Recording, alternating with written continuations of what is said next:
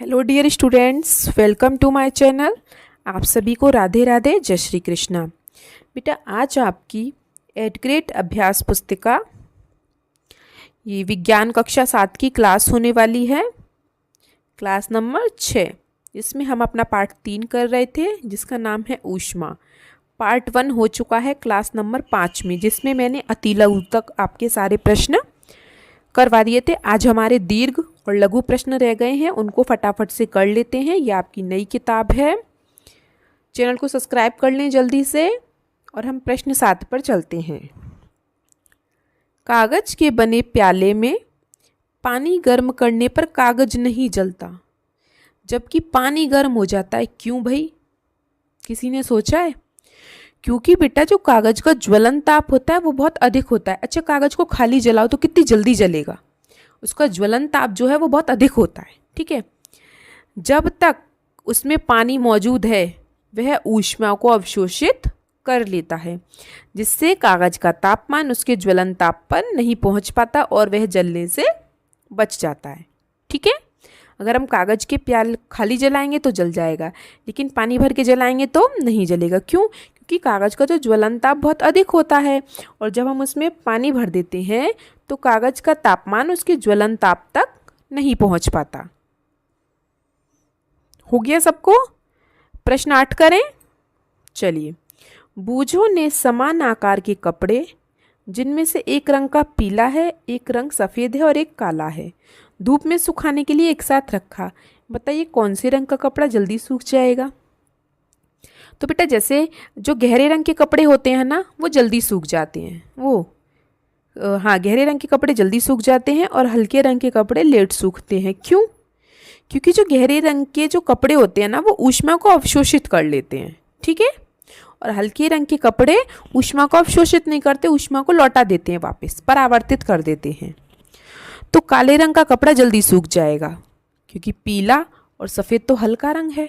ठीक है, क्योंकि गहरे रंग के कपड़े ऊष्मा को अवशोषित कर देते हैं और हल्के रंग के कपड़े ऊष्मा को परावर्तित कर देते हैं। परावर्तित मतलब लौटा देते हैं। ठीक है, चलिए आगे चलें। प्रश्न 9 पर, गर्म दूध का ताप मापने के लिए क्या प्रयोगशाला थर्मामीटर के स्थान पर डॉक्टरी थर्मामीटर का उपयोग किया जा सकता है? यदि हाँ तो क्यों, और यदि नहीं तो क्यों? अब एक बात बताओ, जब दूध गर्म है, हम दूध को उबालते हैं तो वो 100 डिग्री पे उबलता है बिल्कुल, और ये जो थर्मामीटर होता है डॉक्टरों वाला, ये 35 से 42 डिग्री तक का होता है बस। अगर 100 डिग्री के टेम्परेचर में इसे थर्मामीटर को डाल दिया तो ये तो फट ही जाएगा, है ना? तो नहीं, डॉक्टरी थर्मामीटर का उपयोग मानव शरीर का तापमान मापने के लिए किया जाता है, जिसका तापमान 35 डिग्री से 42 डिग्री सेंटीग्रेड तक होता है। गर्म दूध का तापमान आमतौर पर इससे अधिक होता है। ठीक है, अगर हम डालेंगे ना तो थर्मामीटर के अंदर जो पारा होता है या अल्कोहल होता है वो फट जाएगा। चलिए अगले प्रश्न पर चलें। प्रश्न 10, बूझों ने देखा कि उसके घर में पूड़ी तलते समय तलने वाले बर्तन पर लकड़ी का हत्था निकल गया। बर्तन को पकड़ने पर वह गर्म लगा। बूझो जानना चाहता है कि बर्तन सिरे तक गर्म कैसे हुआ और क्यों। अभी थोड़ी देर पहले बताया मैंने आपको, या फिर पिछली क्लास में बताया होगा। जैसे कि मानो ये कढ़ाई है, ठीक है, ये कढ़ाई है, इसमें 2 कुंदे लगे हैं। अगर ये कुंदे लकड़ी के हैं तो ये गर्म नहीं होंगे। क्यों भाई, क्यों गर्म नहीं होंगे? क्योंकि लकड़ी ऊष्मा की कुचालक है, लकड़ी को कोई फर्क नहीं पड़ता ऊष्मा से, न रबड़ को, न प्लास्टिक को, ठीक है, और न कांच को। लेकिन ये अगर ये स्टील के हैं ये कुंदे, तो कढ़ाई के साथ साथ ये कुंदे भी गर्म हो जाएंगे। क्यों? क्योंकि जो ये स्टील क्या है, बर्तन है, मतलब तांबा, लोहा, ठीक है, ये जो धातु है ये एक, तो ये धातु में ऊष्मा पूरी तरह प्रवाहित हो जाती है। अगर वो यहाँ से गर्म है ना तो धीरे धीरे धीरे धीरे यहाँ तक पूरी गर्म हो जाएगी। क्यों? क्योंकि जो धातुएं होती हैं वो ऊष्मा की चालक होती हैं। तो जब पूड़ी तलने वाले बर्तन से लकड़ी का हत्था निकल जाता है तो बर्तन पकड़ने पर वह गर्म लगता है, क्योंकि ऊष्मा का स्थानांतरण बर्तन के एक सिरे से दूसरे सिरे तक हो जाता है, क्योंकि बर्तन ऊष्मा का अच्छा चालक होता है। बर्तन क्या एक धातु, और धातु ऊष्मा की चालक होती है। ठीक है, आगे चले प्रश्न 11 पर। वेरी गुड, प्रश्न 11 देखिए, ऊष्मा स्थानांतरण करने में चालन और संवहन की प्रक्रिया में अंतर। चालन क्या है और संवहन क्या है? चालन देखिए, किसी पिंड के अंदर सूक्ष्म विसरण तथा कणों के टक्कर के कारण ऊष्मा का जो अंतरण होता है उसे हम ऊष्मा चालन कहते हैं। और संवहन क्या है? अधिक गर्म पिंड से किसी अधिक ठंडे पिंड ऊष्मा के परागमन को ऊष्मा का संवहन कहते हैं।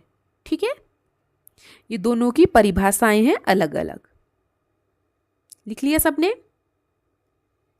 आगे चलें, अब हमारे दीर्घ प्रश्न आ गए हैं। अगर किसी को किसी भी प्रश्न में कोई दिक्कत परेशानी होती है तो आप मुझसे कमेंट बॉक्स में पूछ सकते हैं, और कमेंट बॉक्स में एक को जाने से पहले मुझे अपना नाम या अपने ज़िले का नाम लिखकर ज़रूर बताएं, जिससे हमें भी पता चल सके आप हमारी वीडियो कहाँ से देख रहे हैं। अब आ गए हम दीर्घ प्रश्नों पर। प्रश्न 12, अधिक सर्दियों में आप एक मोटे कंबल या एक के ऊपर एक जुड़े दो पतले कंबल में से किसका चुनाव करेंगे, क्यों? अच्छा, आप ट्राई करके देखना, जब ठंड पड़े ना तो जैसे आप बेड पे सोए हो तो एक आप सिंगल कंबल लेना मोटा सा, और फिर आप दूसरे दिन 2 कंबल लेना पतले पतले से एक के ऊपर एक। तो किस में ज़्यादा गर्मी होगी? इस वाले में। क्यों? क्योंकि इनके जो बीच है ना वो वायु का स्थानांतरण हो रहा है, तो ये पहले कंबल ने ही रोक लिया। लेकिन यहाँ तो एक ही कंबल है, वायु का स्थानांतरण होगा तो सीधी इसमें हमें ठंड लग भी सकती है। तो ये वही कह रहा है, एक के ऊपर एक जुड़े 2 पतले कंबलों का चुनाव करेंगे। क्यों? 2 पतले कंबलों के बीच वायु की एक परत फंस जाती है। वायु ऊष्मा का कुचालक होती है, इसलिए यह अधिक ऊष्मा बनाए रखती है और कंबल को गर्म रखती है। ठीक है, हो गया? चलिए अगले प्रश्न पर चलते हैं। तो प्रश्न 12वें का ब, क्या ऐसे भवनों का निर्माण संभव है जिसमें मौसम के अनुसार कोई फर्क ना पड़े, कि ठंडा है या गर्म है तो उसे कोई प्रभाव ना पड़े? हाँ, ऐसे भवन बनाना संभव है। ऐसे भवन बनाने के लिए खोखली ईंटों का उपयोग किया जाता है, जिनमें हवा की परतें होती हैं जो गर्मी या ठंड को अंदर व बाहर जाने से रोकती हैं। यह ईंटें दीवार की मोटाई और वजन को भी कम करती हैं। ठीक है, ऐसे भवन बनाने के लिए जो खोखली ईंटें होती हैं ना उनका उपयोग किया जाता है। ठीक है, उन ईंटों से क्या होता है कि जो भवन होता है ना उसकी मोटाई और वजन भी कम हो जाता है, खोखली रहेंगी तो वो। और उनमें क्या होता है, अगर बाहर गर्मी है या ठंड है तो उससे कोई फर्क नहीं पड़ेगा, अंदर जैसा माहौल है वो वैसा का वैसा ही रहेगा। ठीक है,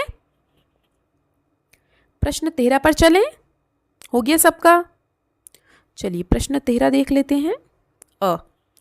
बूझो को कक्षा के 10 बच्चों को शरीर का ताप डॉक्टरी थर्मामीटर के उपयोग द्वारा मापने के लिए कहा गया।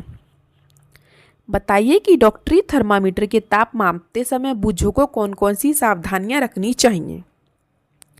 अब जैसे आपने देखा होगा कि आप डॉक्टर के यहाँ गए हो तो वो थर्मामीटर आपके मुंह में लगाता है, जीभ के नीचे या बगल में, ठीक है, या आपके कंधे के पास में।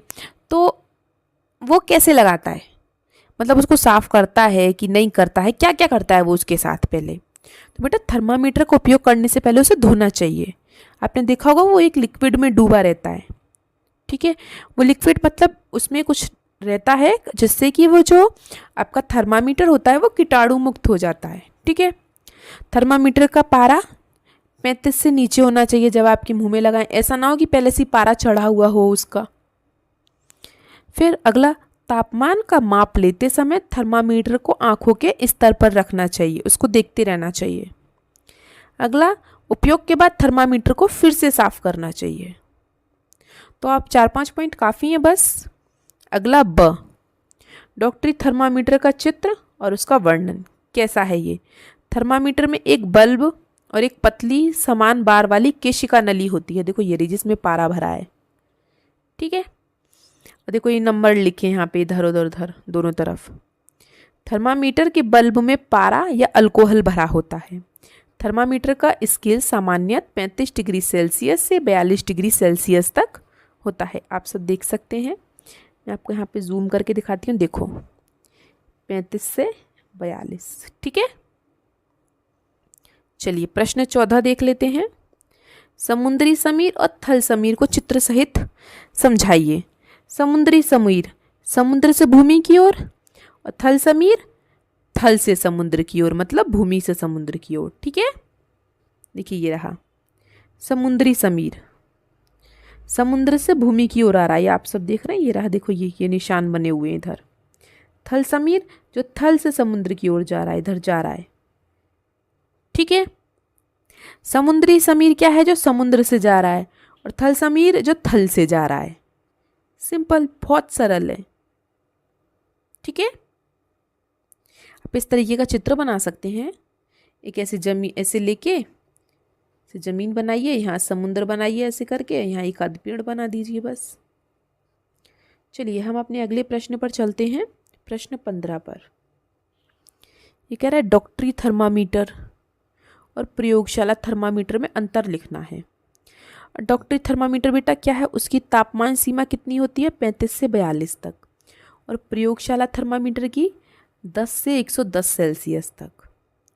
डॉक्टरी थर्मामीटर क्या करता है, मानव शरीर का ताप मापता है, और प्रयोगशाला थर्मामीटर क्या करता है, वस्तुओं का ताप मापता है। डॉक्टरी थर्मामीटर को हम झुकाकर पढ़ सकते हैं, लेकिन प्रयोगशाला थर्मामीटर को हमें सीधा रखना पड़ता है पढ़ते समय। अगला देखिए, इसमें जो होता है वो पारे के ऊपर एक संकुचन होता है, और इसमें कोई संकुचन नहीं होता है। ठीक है, तो ये दोनों में अंतर हो गया। ये हमारा आज का लास्ट प्रश्न था। अब आपके कुछ प्रोजेक्ट्स हैं, जैसे कि अंकीय थर्मामीटर की सहायता से अपने 10 मित्रों के शरीर का तापमान नोट कीजिए। अब आप अपने यहाँ पे 10 दोस्तों के नाम लिख लो, राम, श्याम, सोनू, मोनू, जो भी हो, और उनके शरीर का तापमान, जैसे किसी का 35 डिग्री सेंटीग्रेड है, किसी का 38 डिग्री सेल्सियस है, किसी का 38.5 डिग्री सेल्सियस है, या किसी का 41 डिग्री सेल्सियस है, इस तरीके से। ठीक है, तो ये तो आप खुद लिख लीजिए, जैसे अपने दोस्तों के यहाँ पे नाम लिख दीजिए और सबका अंदाजे से तापमान लिख दीजिए, या आपके पास थर्मामीटर हो तो थर्मामीटर के द्वारा लिख दीजिए। ठीक है, अब है ये हमारा प्रोजेक्ट 2, इसे मैंने करवा दिया है। किसी डॉक्टर या अपने निकट के किसी स्वास्थ्य केंद्र पर जाइए, डॉक्टर को किसी रोगी का ताप मापते हुए देखिए और जानने का प्रयास कीजिए कि वो जो ताप मापी है थर्मामीटर का उपयोग करने से पहले किसी द्रव में क्यों डुबोते हैं। तो बेटा तापमापी का उपयोग करने से पहले किसी एंटीसेप्टिक द्रव में इसलिए डुबोते हैं, एंटीसेप्टिक मतलब जिससे कि वो कीटाणु रहित हो जाए, उसमें कुछ बचे ना, कीटाणु वगैरह ना हो, किसी दूसरे का मुंह का कीटाणु किसी दूसरे के में ना चला जाए। ठीक है, तापमापी को जीभ के नीचे क्यों रखते हैं, क्योंकि बेटा यह स्थान शरीर के आंतरिक ताप को सही ढंग से मापने के लिए उपयोग है। आंतरिक मतलब अंदर का तापमान। अब कोई बाहर से गर्म है और अंदर से बुखार ना हो, या किसी बाहर से ठंडा रखा हुआ अंदर से बहुत गर्म हो, तो जीभ के नीचे ऐसी स्थिति होती है हमारी जहाँ हमारे पूरी बॉडी का तापमान पता चल जाता है अंदर का। ठीक है, अगला प्रश्न देखिए, शरीर का ताप मापने के लिए तापमापी को मुंह के अतिरिक्त और कहाँ रख सकते हैं, बेटा बगल में भी रखा जाता है। ठीक है, शरीर के विभिन्न भागों का ताप अलग अलग है या समान है, शरीर के विभिन्न भागों का ताप बेटा अलग अलग होता है, समान कहीं नहीं होगा। ठीक है, तो हो गए सबके प्रश्न। तो बेटा जाने से पहले अब वीडियो को हाइप ज़रूर कर दें, जिससे ये वीडियो और बच्चों तक भी पहुंच सके, और चैनल को सब्सक्राइब कर लें, वीडियो को लाइक करके एक कमेंट ज़रूर कर दें। मिलते हैं हम आपसे अगली क्लास में, तब तक के लिए आपका दिन शुभ हो। Have a nice day and thank you.